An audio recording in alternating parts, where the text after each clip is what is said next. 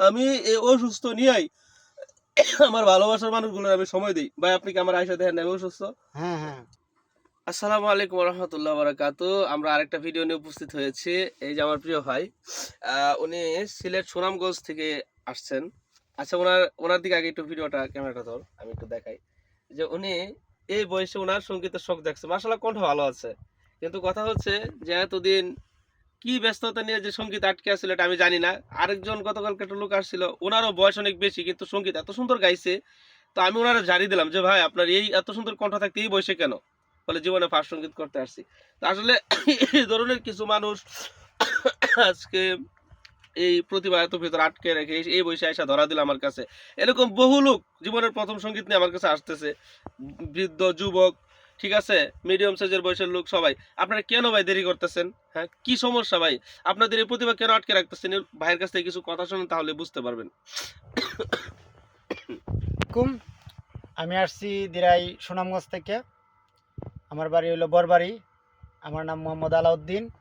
আমি ভাইয়ের গজল শূন্য ভিডিও দেখিয়া খুব মনে উৎসাহিত জাগছে। আর ওনার ভিডিওগুলো খুব ভালো লাগে। এর লাগে আসলে এতদিন করতে পারছি না। এখন খুব মনের আনন্দে ওনার গজলগুলো ভালো লাগে আর করতে ইচ্ছুক। আচ্ছা, প্রথম যে কথাটা হলো যে এই যে একটা ভালোবাসা, উনি আয়সা কি বলতেছে ভাই কত টাকা লাগবে সেটা আমার বড় কথা না। আপনি শুধু আমাকে কিভাবে আমার স্বপ্ন পূরণ করা যাবে, কিভাবে সুন্দর করা যাবে।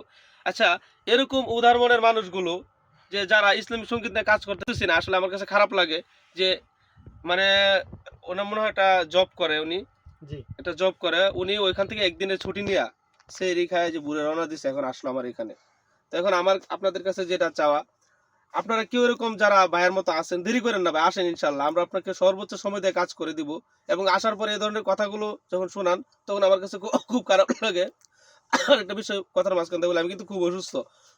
আমার কথা শুনে বুঝতেছেন, ভাই আয়সা দেখছে আমি খুব অসুস্থ, কিন্তু দিন শেষে আমাকে প্রতিটা মানুষ ভালোবাসে।